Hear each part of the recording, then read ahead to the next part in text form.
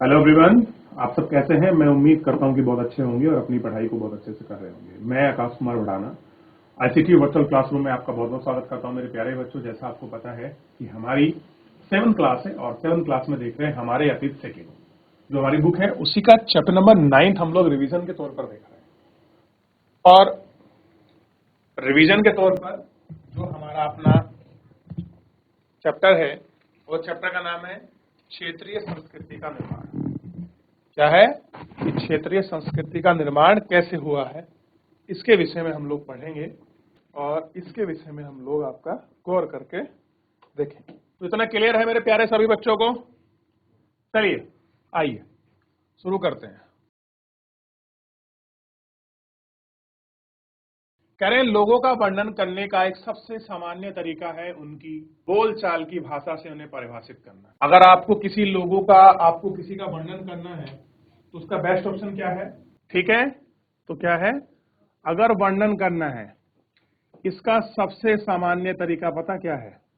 ध्यान देना। आम बोलचाल की भाषा को परिभाषित करना कि आपकी आम बोलचाल की भाषा क्या है, उसको आपको परिभाषित कर लेना है। जब हम किसी व्यक्ति को तमिल या उड़िया में कहते हैं तो आमतौर पर इसका अर्थ है कि तमिल अथवा उड़िया भाषा बोलता है, वह तमिलनाडु या उड़ीसा में रहता होगा। तो बेसिकली हम उसकी भाषा से ही उसके रहने के क्षेत्र का कुछ ना कुछ हम बोध थोड़ा सा कर लेते, ठीक, और उसके बोध को हम लोग दिखा लेते। इसी तरह हम प्रत्येक क्षेत्र को कुछ खास किस्म के भोजन, वस्त्र, काव्य, नृत्य, संगीत और चित्रकला से जोड़ते कर देखते हैं। किनसे करते हैं? इन सारे चीजों से आपका जोड़कर देखते हैं।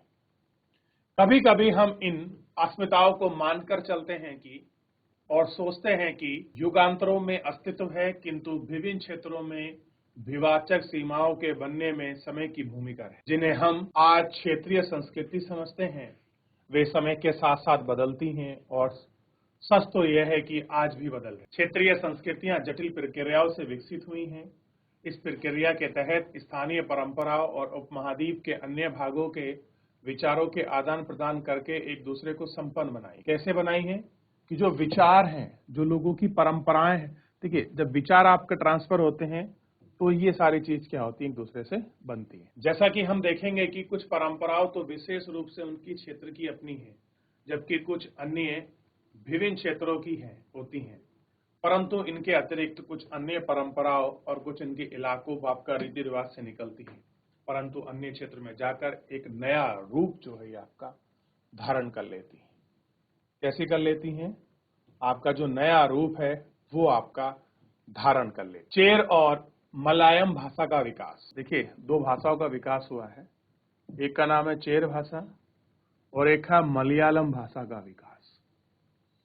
आप देखिए क्या है चेर भाषा, क्या है मलयालम भाषा। आइए भाषा और क्षेत्रों के बीच अंतः संबंध के उदाहरण का अपना विश्लेषण करना प्रारंभ। क्या करना प्रारंभ करें? जो अपना विश्लेषण है ये करना प्रारंभ। महोदयपुरम के चेर राज्य प्रायद्वीप और दक्षिण भाग में है, जो आज के केरल राज्य का एक हिस्सा है। कैसा है?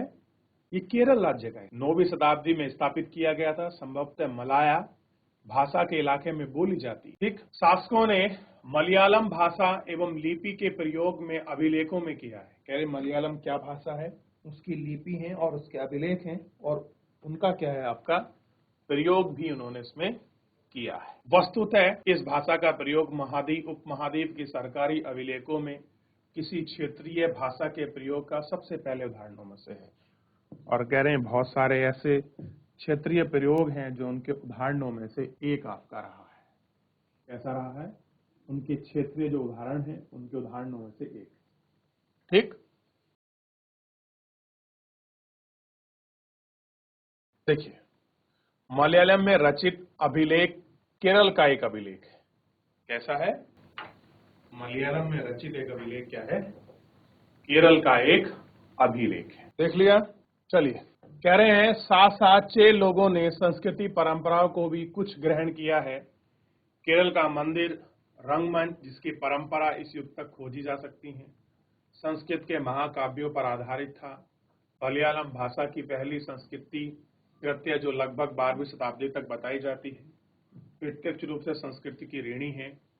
यह भी एक काफी रोमांचक तथ्य है। 4वीं शताब्दी में एक ग्रंथ लीला तिलक्कम, जो कि व्याकरण और काव्य शास्त्र का विषय है। कौन सी पुस्तक है आपका प्रत्यक्ष रूप से संस्कृत की जो आपका ऋणी मानी जाती है? तो इस ग्रंथ का नाम है लीला तिलक्कम, और क्या है? व्याकरण तथा काव्य शास्त्र का विषय इसका विषय सूची है। और क्या है? मणिप्रवालम शैली में लिखा है। मणिप्रवालम का शाब्दिक अर्थ है हीरा और मूंगा। क्या मतलब है? हीरे और मूंगे से।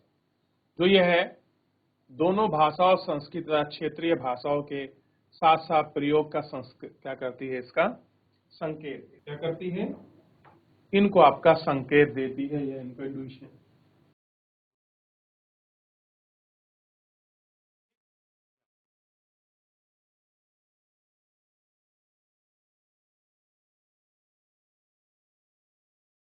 कह रहे शासक और धार्मिक परंपराएं, जगन्नाथ नाथी संप्रदाय अन्य क्षेत्रों में क्षेत्रीय संस्कृतियां क्षेत्रीय धार्मिक परंपराओं से विकसित हुई थी। इसी प्रक्रिया का सर्वोत्तम उदाहरण है पुरी उड़ीसा में जगन्नाथ का संप्रदाय, जिसका शाब्दिक अर्थ है दुनिया का मालिक जो विष्णु पर रहवाची है।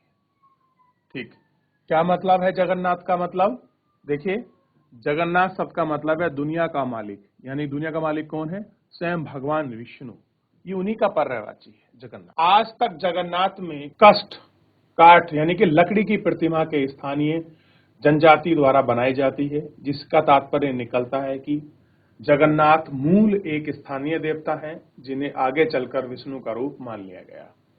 पहले कैसा देखा गया कि भगवान जगन्नाथ क्या थे? स्थानीय देवता थे। ठीक ठीक, और आगे चलकर इनको क्या मान लिया कि ये विष्णु के ही अवतार है, इनको भगवान जगन्नाथ को। और कारण है कि लकड़ी के बने होने। आज भी जो भगवान जगन्नाथ का जो स्ट्रक्चर बनता है वो आपके लकड़ी का ही है। ठीक, तो इसको एक बार देखिए गौर करके, और ये आपको दिखाई देगा, तीनों स्ट्रक्चर आपको दिखाई देंगे, श्री कृष्ण, सुभद्रा और बलदेव दाऊ। 12वीं शताब्दी में गंग वंश के एक अत्यधिक प्रतापी राजा अनंत वर्मन ने पुरी में पुरुषोत्तम जगन्नाथ के लिए एक मंदिर बनवाया था। भगवान जगन्नाथ के लिए क्या बनवाया? उन्होंने एक मंदिर बनाने का निश्चय किया। उसके बाद 1230 में राजा अनंग भीम तृतीय ने अपना राज्य पुरुषोत्तम जगन्नाथ को अर्पित कर दिया। किसको दे दिया? भगवान को अर्पित कर दिया अपना राज्य, और स्वयं को जगन्नाथ का प्रतिनिधि घोषित कर दिया।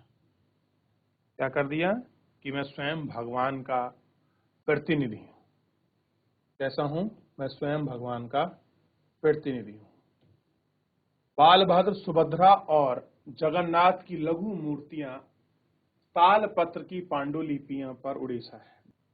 ये सुभद्रा है, श्री कृष्ण की बहन, ये बलदाऊ है, और ये भगवान जगन्नाथ है। देखिए, देख लिया आप लोगों ने? यहां तक कोई क्वेरी बच्चों, किसी का कोई डाउट? चलिए, कुछ पूछना है तो आप पूछ सकते हैं मेरे प्यारे बच्चों।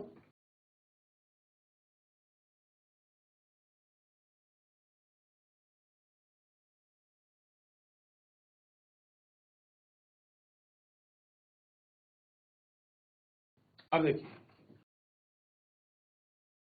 जो जो इस मंदिर को तीर्थ स्थल यानी कि तीर्थ यात्रा के केंद्र के रूप में महत्व प्राप्त हो गया है, सामाजिक तथा राजनीतिक मामलों में इसकी सत्ता बड़ी है। इसमें भी उड़ीसा को जीता है उसने मुगल, मराठों, ईस्ट इंडिया कंपनी सन्य ने इस मंदिर में अपना नियंत्रण स्थापित करने का प्रयत्न किया। ये सब यह महसूस करते थे कि मंदिर पर नियंत्रण करना यानी कि स्थानीय जनता का शासन स्वीकार हो जाएगा। अगर हमने मंदिरों को अपने कब्जे में ले लिया तो लोग क्या करेंगे? हमको हमारे शासन को स्वीकार कर लेंगे, हमारे शासन को एक्सेप्ट कर लेंगे। चलिए, राजपूत और शूरवीरता की परंपराएं। 19वीं शताब्दी में ब्रिटिश लोगों ने उस क्षेत्र को आज तक का अधिकांश राजस्थान में निश्चित किया। राजपूताना कहते हैं कि, और इसे यह समझा जाता है कि वह एक ऐसा प्रदेश था जहां केरल अथवा प्रमुख रूप से राजपूत ही रहते थे, लेकिन यह बात आंशिक रूप से ही सत्य है। ऐसे में अनेक समूह थे जो आज भी हैं। उत्तर और मध्यवर्ती भारत के अनेक क्षेत्रों में आपको राजपूत कहते हैं। यह भी सच है कि राजस्थान में राजपूत के अलावा कई अन्य लोग भी रहते थे। तथापि अक्सर यह भी माना जाता है कि राजपूतों ने राजस्थान की एक विशिष्ट संस्कृति प्रदान की है। कह रहे हैं कि जो बेसिकली राजपूत जो आपकी कम्युनिटी है, और खास करके राजस्थान में, उन्होंने एक विशेष तरह की राजस्थान को जो संस्कृति है, खान पान, पहनावा दिया है। और आप ये कह सकते हैं कि इन राजपूतों ने क्या है, मध्यवर्ती भारत क्षेत्र में अपने आप को उभारा है। कहां उभारा है? मध्यवर्ती क्षेत्र में अपने आप को उभारा है। किसने? खास कर आपका राजपूत। ठीक, ये आप देख सकते हैं।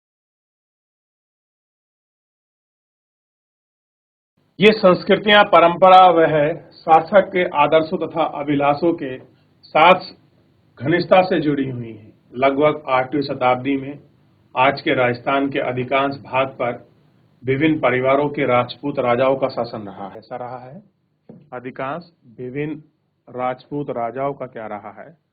आपका शासन रहा है। पृथ्वीराज अध्याय 2 में ऐसा ही एक शासक था।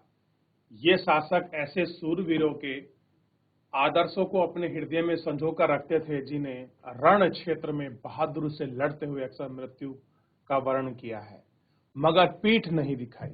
कहते हैं कि राजपूत राजाओं का हमेशा उनका वर्णन किया गया है जिन्होंने कभी अपनी पीठ नहीं दिखाई, यानी कि भले ही उनकी रण में आपका मृत्यु हो गई, लेकिन वो आज तक रण छोड़कर नहीं भागे। रण में पीठ का मतलब है कभी, अब देखिए, आप अगर सामने लड़ेंगे तो आपके वार हमेशा किस कहां होगा? छाती पर होगा, सीने पर होगा। लेकिन जब भागेंगे तो कहां होगा? आपकी बैक पर, आपकी कमर पर होगा। कहते हैं कि राजपूत राजाओं की एक खासियत थी, वो कभी भी रण छोड़कर नहीं भागते थे। उनको मरना मंजूर था, लेकिन रण छोड़कर भागना मंजूर नहीं था। तो इस तरह की उनकी बहादुरी के किस्से बहुत सारे आपको देखने को मिलेंगे। ऐसे ही बीकानेर के राजकुमार राज सिंह हैं, देख लीजिए कौन है? बीकानेर रियासत के राजा राजकुमार। आप इनको भी गौर करके देख सकते। देखा आपने? चलिए, कह रहे कि कहानियां काव्य और गीतों में सुरक्षित है। ये विशेष रूप से प्रशिक्षित चरण भाटों द्वारा गाई गई हैं। ये काव्य एवं गीत ऐसे सूरवीरों की स्मृतियों को सुरक्षित रखता है और उन्हें आशा जताती है कि वे अन्य जनों और उन सूरवीरों का आक्रमण करने के लिए प्रेरित और प्रोत्साहन करेंगे। जनसाधारण जिन भी कहीं इकाइयों कहानियों में आकर्षित करते हैं, इन कहानियों में अक्सर नाटकीय स्थिति और स्वाभिभक्ति, मित्रता, प्रेम, सौंदर्य, क्रोध आदि प्रबल का संयोग चित्रण है। क्या स्त्रियों को भी इन कहानियों में स्थान प्राप्त था? जी हां, कभी कभी झगड़े के कारण के रूप में विद्वान है। जब पुरुष स्त्रियों को जीतने के लिए अथवा उनकी रक्षा करने के लिए आपस में लड़ते थे, कहीं कहीं यह भी चित्रित किया गया है कि चित्र अपने सूरवीर पतियों का जीवन मरण दोनों अनुसरण करते थे। सती यानी प्रथा, यानी के विधवाओं द्वारा अपने मृतक पति की चिता पर जिंदा जलाने की प्रथा थी और कुछ कहानियों का उल्लेख भी पाया जाता है। इस प्रकार के लोग सूरवीरों के आदर्शों का पालन करते थे और उन्हें अक्सर इस आदर्श के लिए अपना जीवन का बलिदान करना पड़ता था। ठीक, अब कुछ अन्य क्षेत्र हैं जिनकी इनमें बाप का चर्चा की गई है। कुछ रियासतें आपको मिलेंगी बाप का देखने के लिए। इसमें गौर करके पूरे भारत की जो चीजें हैं, रियासतें, आप उनको देखिए। फिर नीचे का जो अन्य पाठ है हम उसमें आगे बढ़ चलेंगे और उसको हम गौर करके देखेंगे। देख लिया?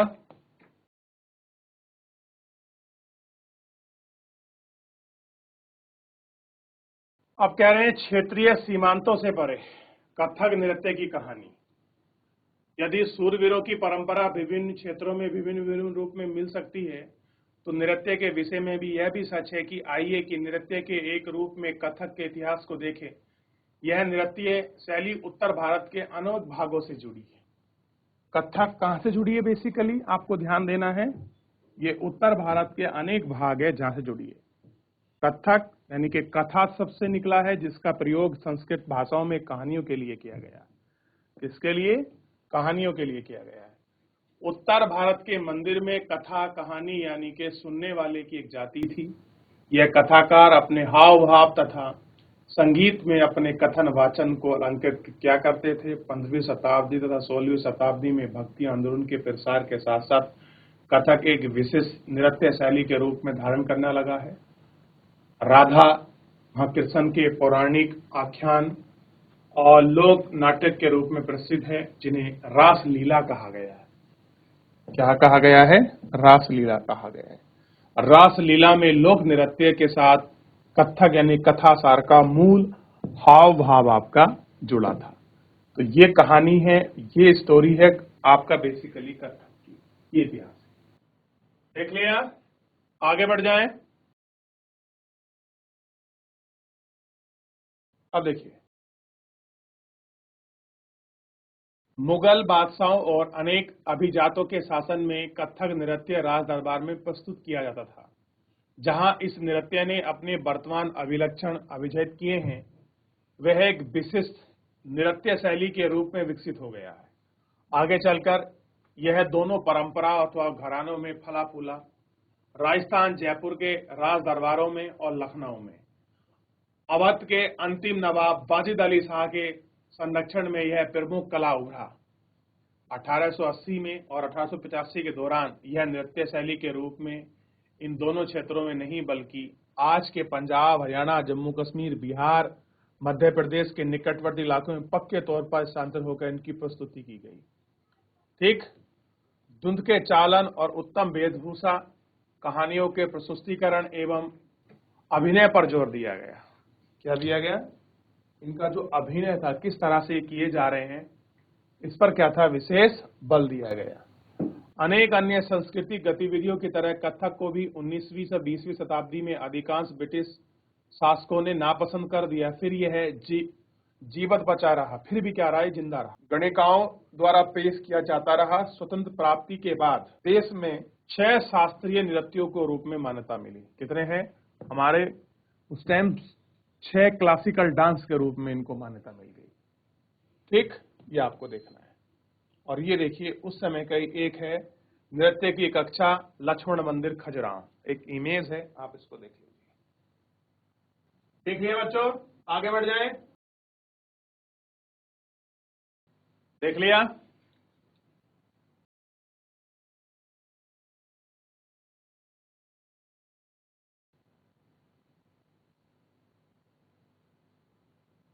चलिए, शास्त्रीय नृत्य यानी क्लासिकल डांस किसको कहते हैं? किसी कला को शास्त्रीय माना जाए, इस प्रश्न का उत्तर देना अक्सर बहुत कठिन है। यानी कि आप किसको क्लासिकल मानोगे, इसका आंसर करना थोड़ा सा कठिन है। क्या हम उस रूप या शैली को शास्त्रीय कहते हैं जिसका विषय धार्मिक हो, अथवा जिसे हम शास्त्रीय इसलिए मानते हैं क्योंकि वह अत्यधिक कौशल की आवश्यकता होती है, या जो कई लंबे वर्षों से प्रशिक्षण से ही प्राप्त होता है, अथवा यह शास्त्रीय नृत्य है क्योंकि इसका निर्धारित नियमों के अनुसार इसका प्रदर्शन और प्रस्तुत किया जाता है और उसमें विभिन्नताओं में प्रोत्साहन नहीं। ये ऐसे प्रश्न हैं जिन पर हम विचार करने की आवश्यकता है। यह भी स्मरणीय है कि बहुत सारे ऐसे नृत्य के रूपों में जिन्हें लोक नृत्य की श्रेणी में रखा जाता है, वे विशेषता पाई जाती है। शास्त्रीय रूपों में विशिष्ट लक्षण बताया जाता है। ठीक, विश्लेषण का प्रयोग उनको सूचनात्मक रूप में हो सकता है, फिर भी हमें यह शब्द सही नहीं होता। अन्यथा नृत्य रूप जिन्हें हम समय शास्त्रीय माना जाता है, निम्नलिखित में भारतनाट्यम, कथकली, भारतनाट्यम तमिलनाडु, कथकली केरल, उड़ीसा, उड़िया, कुचिपुड़ी आंध्र प्रदेश, मणिपुर में मणिपुरिया। ठीक, और ये चित्र हमको दिखाया गया है, किसका है? बेसिकली कथक का है, निज दरबार में। तो यूनिक और क्लासिकल है, और ये डिफाइन करना कि कौन क्लासिकल होगा कौन क्लासिकल नहीं होगा, इट्स क्वाइट टफ। ऐसा है, बहुत कठिन है। हम इसको एक्सप्लेन भी नहीं कर पाते कि हम इसको किस रूप में क्लासिकल समझें। चलिए, तो मेरे प्यारे बच्चों, अभी तक जितना हमने इस चैप्टर में पढ़ा है, किसी का कोई डाउट, किसी कोई क्वेरी, कोई ऐसी चीज जो आपको समझ ना आई हो, मेरे प्यारे बच्चों आप मुझसे पूछ सकते हैं। अगर आपको डाउट है तो आप पूछ लीजिए। नहीं तो मेरे प्यारे बच्चों, फिलहाल आज के लिए इतना ही। मिलते हैं नेक्स्ट लेक्चर में। तब तक अपना ध्यान रखिए, स्वस्थ रहिए, अपनी पढ़ाई को बहुत अच्छे से करते रहिए और मुझसे जुड़ने के लिए आपका बहुत बहुत धन्यवाद।